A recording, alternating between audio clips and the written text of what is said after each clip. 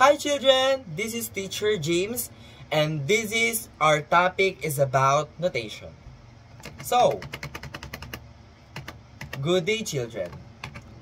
Present by Teacher Gerald B. Santos and Teacher Jeneline M. Maligon, and this is me, Teacher Justin James Pamadico. And good day everyone and good day children. This is our topic is about notation. Makinig kayo mga bata. Marami kayong matututunan at marami kayong malalaman tungkol at kung ano ba ang notation. Graphic notation. What is graphic notation? The graphic notation is a graphic score involves using non-traditional. Music is notation consisting of signs, symbols, words, and sometimes specific notes to indicate what the performer is to play.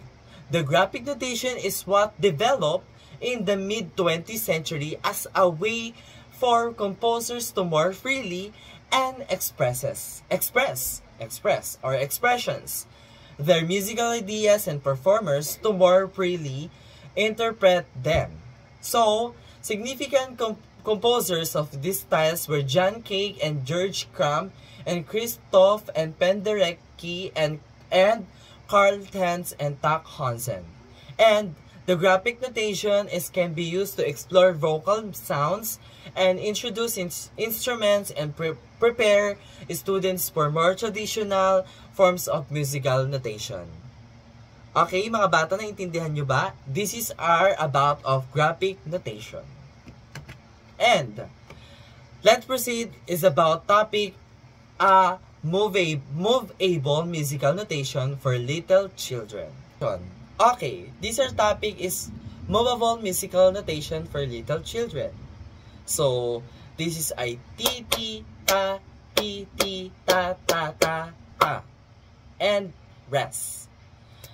Kung mapapansin nyo, sa dulo nun ay parang kiglat ang note, yan ay kung tawagin ay rest. Kumbaga ay pahinga. Okay, children? Naiintindihan nyo ba? Ayan.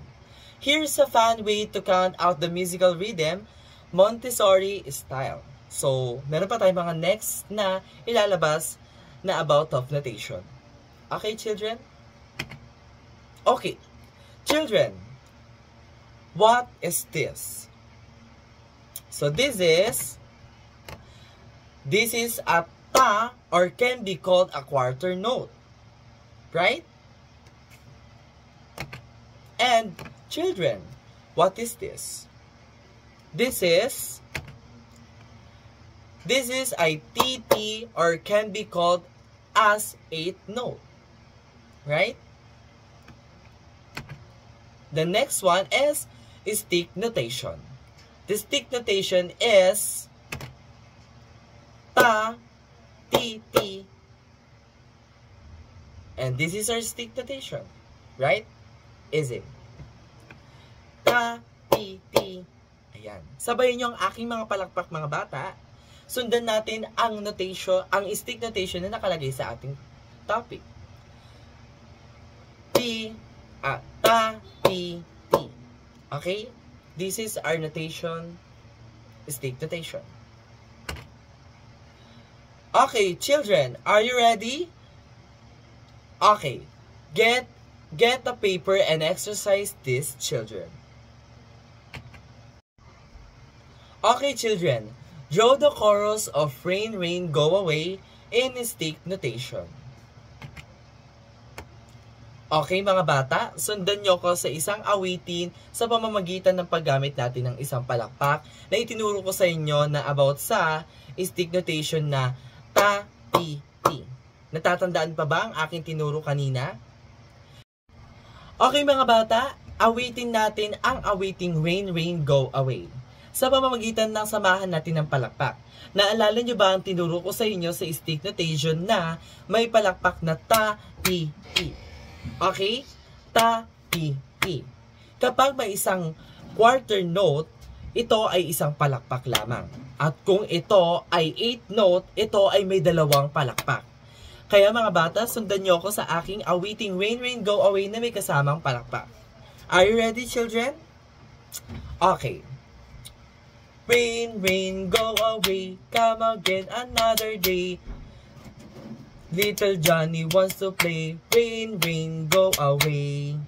Okay, ulit ang mga bata, ulitin natin at medyo na wala na ako ng gana sa inyo mga bata. Kaya ito naman, ulitin natin ang awitin. Sundan niyo ako mga bata. Are you ready? Okay. Rain, rain, go away, come again another day. Little Johnny wants to play, rain, rain, go away. Ayan mga bata, maraming salamat sa inyo sa pakikinig at pagsunod nyo sa aking mga awitin na may kasamang palakpak. Sana kayo ay nag-enjoy, wag kayong aalis at may mga susunod pa tayong palaro. Okay children, let's move on to other activity. By the way, my name is Teacher Gerald Santos and I will teach you some fun lessons today.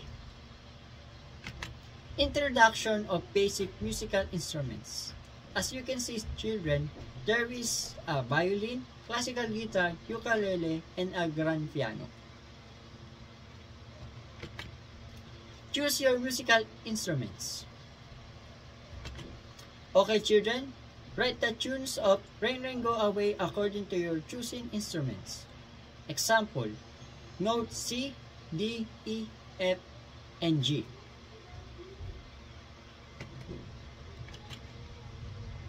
Okay children, this is the tunes of Rain Rain Go Away. As you can see in the slides. Okay children, let's move on. Group tunes. Form a group. Create a body percussion. Okay children, after you form a group, let's move on to our activity. Group tunes. In this lesson children, I will teach you how to clap and stamps in timing. In this slide, we will clap and stamps in 10 beats. Okay children, let's follow me. Claps, stamps, clap, stamps, clap, clap, and stamps. Okay? Okay children, repeat after me.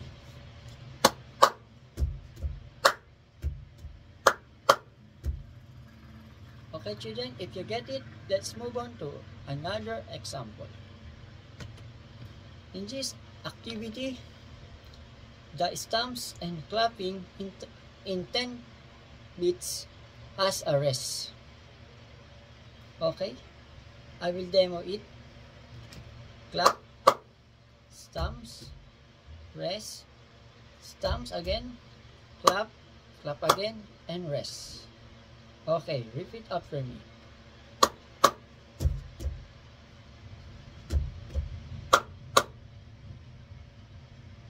Okay, children, if you get it, let's move on to other activity. Okay, children, let's move on in other activity. Let's clap in 4 counts with the rest. In example, clap, rest, clap. Okay children, repeat after me.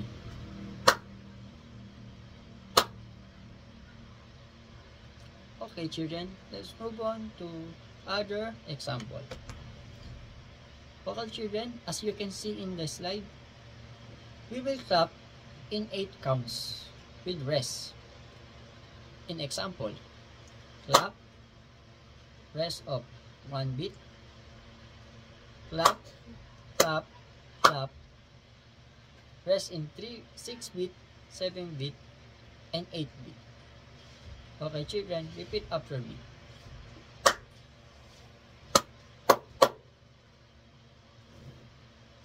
Okay children, let's move on to other example of this activity. Let's clap again in 8 counts with a rest. I will demo it. Clap, rest, clap, rest, clap, rest, up, and rest again in 8 beats. Okay, children? Repeat after me.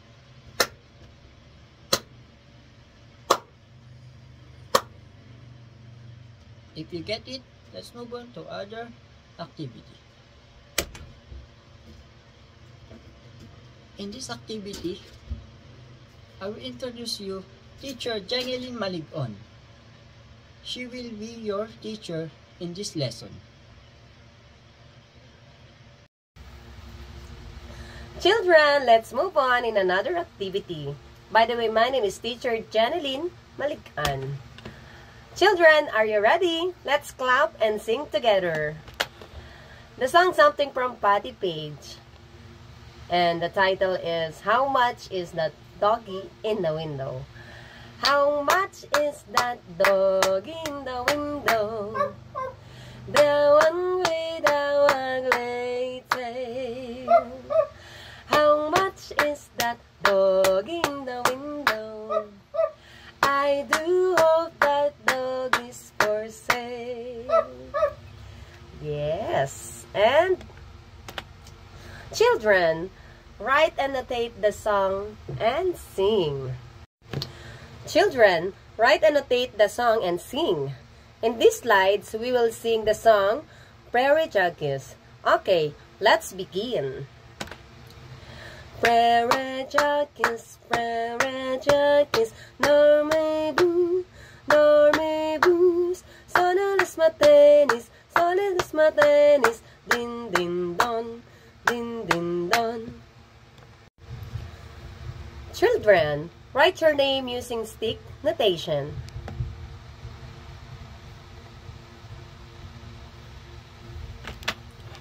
For example, Jenny Lynn Maligon. Titi, ta, titi, ta. If you get it, that's all and thank you.